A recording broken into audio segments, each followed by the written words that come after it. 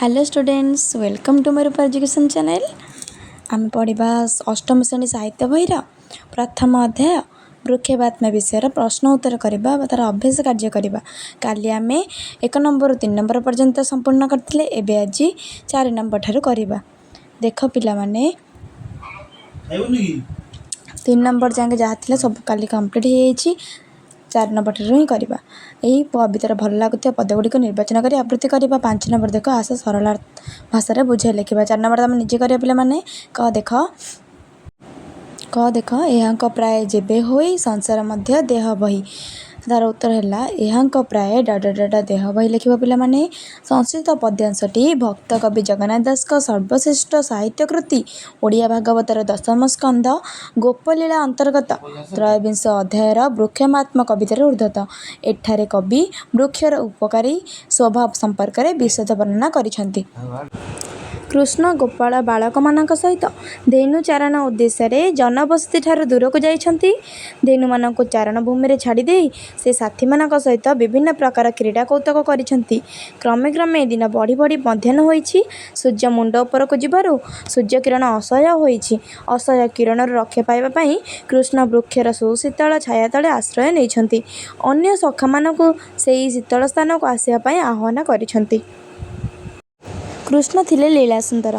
से तांकर मानवीय लीला प्रदर्शन करने अवकाश समाजर विभिन्न दिग को विचार आलोचना करिसेंति। जो माने उपकारी से मानकर महत्व गान करिसेंति। वृक्ष साधारण मनीष विचार रे हेय हेले ही से ताहार महत्व विचार करिसेंति। श्रीकृष्ण गोपाल बालक मानक आगे वृक्षर विशेषता बखाणी बसिसेंति। वृक्ष सदा परोपकारी। से कष्ट सह अन्य को सुख दिए। अन्यर बंचिबारे और जीवन धारण करिबारे से सहायक हुए। वृक्षर प्रत्येक अंश को व्यवहार कर प्रासा माने जीवन धारण करथांती। वृक्षर पत्र फूल फल मूल बकल सबकिछि मनीष पई उपादेय। तेणु श्रीकृष्ण वृक्ष को सूर्यन बा साधु लोकंक सहित तुलना करिसेंति। वृक्ष धरा पृष्ठ जन्म नहीं जेपरी समस्तंकर मंगल करिथे, समस्तंको सुखरे और जीवन धारण में सहायक होइथे, सबु प्राणी सेही परि मनोभाव प्रतिपोषण करबा उचित। विश्व स्रष्टा केवल अन्यर उपकार पाई मनुष्य बा श्रेष्ठ प्राणी को धरा पृष्ठ जन्म देइछंती।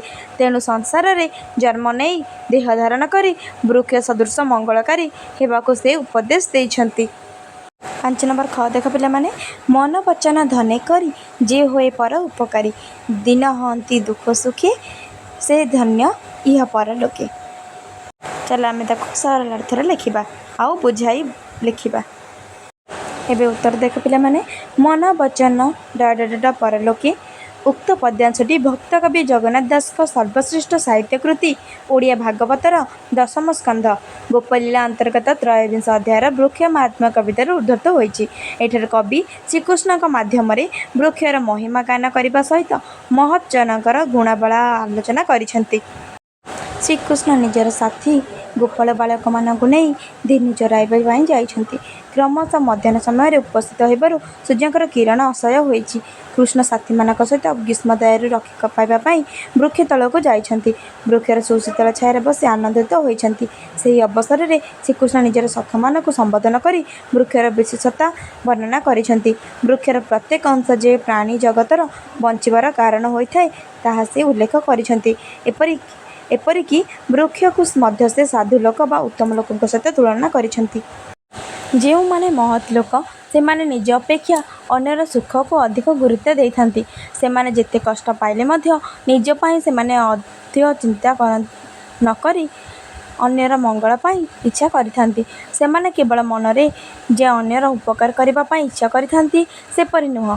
से माने मध्य मधुर वचन कही अन्यर दुख दूरेई देबा पाई चेष्टा करिथांती। कारण सहानुभूतिपूर्ण कथा केवल महत् लोक पाखरु ही मिली थाए।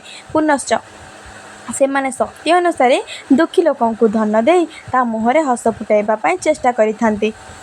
अर्थात मन वचन और धन बल साधु लोक माने जगतर मंगल करबा पाई इच्छा करिथांती। सांसारिक क्षेत्र में जन्म नहीं से माने दुख सुख भोग कले मध्य अन्य को साहाय्य और सेवा करिथिबारु से माने पुण्य संचय करिथांती। अन्य पाई जीवन देई इह जन्म को सार्थक करबा सहित पुण्य बल रे परलोक रे आनंद अनुभव करिथांती। कवि एठारे निजर दार्शनिक चिंताधारा को कृष्ण का माध्यम रे प्रकाश करिसेंती। ପାଞ୍ଚ ନମ୍ବର ସରିଗଲା। ଏବେ ଚାଲ 6 ନମ୍ବରକୁ ଯିବା, ତାର ପ୍ରଶ୍ନ ଉତ୍ତର କରିବା। ଏବେ 6 ନମ୍ବର ଦେଖ ପିଲାମାନେ, ତଳଲିଖିତ ନାମମାନଙ୍କ ମଧ୍ୟରୁ ଯେଉଁଗୁଡ଼ିକ ଶ୍ରୀକୃଷ୍ଣଙ୍କ ସଖଙ୍କ ନାମ ନୁହେଁ ତାହାକୁ ବାଛି ଲେଖିବା। ଶ୍ରୀଦାମ, ଅର୍ଜୁନ, ସୁବଳ, ବିଶାଳ, ପ୍ରାସୁ, ଦେବପ୍ରସ୍ଥ। ଏଗୁଡ଼ିକ ଭିତରୁ କିଏ କିଏ? ନା ଭୀମ, ପ୍ରାସୁ, ବଜ୍ରହସ୍ତ ଶ୍ରୀକୃଷ୍ଣଙ୍କ ସଖାଙ୍କ ନାମ ନୁହେଁ। ତଳେ ଦିଆଯାଇଥିବା ଶବ୍ଦର ଅର୍ଥ ଡାହାଣ ପଟରେ ଥିବା ବନ୍ଧନୀ ମଧ୍ୟରୁ ବାଛି ଲେଖିବା। କର୍ମର ଅର୍ଥ ହେଉଛି କ'ଣ? ନା ଝାଳ। ଦାରୁର ଅର୍ଥ କାଠ। ଦିଅନ୍ତୀର ଅର୍ଥ ଦିଅନ୍ତି। ଆମେ ସବୁ ବହୁତ ଆଗରୁ ବହୁତ ଭଲ ଭାବରେ ପଢ଼ିଛି। ଆମେ 6 ନମ୍ବର 7 ନମ୍ବର କରିଦେଲେ। ଏବେ 8 ନମ୍ବରକୁ ଯିବା ପିଲାମାନେ। ଆସ ନୂତନ ଶବ୍ଦ ଲେଖିବା। 8 ନମ୍ବର ଦେଖ ପିଲାମାନେ, ମହତ୍ ଶବ୍ଦରେ ତ୍ୱ ପ୍ରତ୍ୟୟ ଯୋଗ କରି ଶବ୍ଦଟି ହୁଏ କ'ଣ? ମହତ୍ଵ। ସେହିପରି ନିମ୍ନଲିଖିତ ଶବ୍ଦଗୁଡ଼ିକରେ ତ୍ୱ ପ୍ରତ୍ୟୟ ଯୋଗ କରି ନୂଆ ଶବ୍ଦଗୁଡ଼ିକୁ ଲେଖିବା। ଗୁରୁ, ଗୁରୁ ବିଶେଷ, ସତ୍, କ୍ଷୁଦ୍ର, ଦୂର ଆଉ ସ୍ୱ। ଗୁରୁ ପ୍ଲସ୍ ତ୍ୱ ଗୁରୁତ୍ୱ, ସତ୍ ପ୍ଲସ୍ ତ୍ୱ ସତ୍ତ୍ୱେ, ଗୁରୁ ଦୂର ପ୍ଲସ୍ ତ୍ୱ ଆଉ ଦୂରତ୍ୱ, ବିଶେଷ ପ୍ଲସ୍ ତ୍ୱ ବିଶେଷତ୍ୱ, କ୍ଷୁଦ୍ର ପ୍ଲସ୍ ତ୍ୱ କ୍ଷୁଦ୍ରତ୍ୱ, ସ୍ୱ ପ୍ଲସ୍ ତ୍ୱ ସୁତ୍ୱ। ଏବେ ସରିଗଲା। ତାପରେ ଏବେ 9 ନମ୍ବରକୁ ଯିବା। 9 ନମ୍ବର ଦେଖ ପିଲାମାନେ, ବନ୍ଧନୀ ମଧ୍ୟରୁ ଠିକ୍ ଶବ୍ଦ ବାଛି ପଦ ପୂରଣ କରିବା। କ ଦେଖ, ମନ ବଚନ ଧନେ କରି ଯେ ହୁଏ ପର ଉପକାରୀ। ଖ ଦେଖ, ଶୀତ ବରଷା ଘର୍ମ ଦୁଃଖ ସହି ସଭିଙ୍କୁ ଦିଅନ୍ତି ସୁଖ। ତାହେଲେ ଆମେ 10 ନମ୍ବର ପ୍ରଶ୍ନକୁ ଯିବା। ରେଖାଙ୍କିତ ଶବ୍ଦଗୁଡ଼ିକର ଅର୍ଥ ପାଖ କୋଠରୀରେ ଲେଖିବା। ଦେଖ 10 ନମ୍ବର କ ଦେଖ, ନିଦାଘ ରବି ତେଜ ଲାଗି। ଏଠି ଲାଗିର ଅର୍ଥ କ'ଣ? ନା ଲାଗିର ଅର୍ଥ ସ୍ପର୍ଶରେ ଆସିବାରୁ ହେଲା।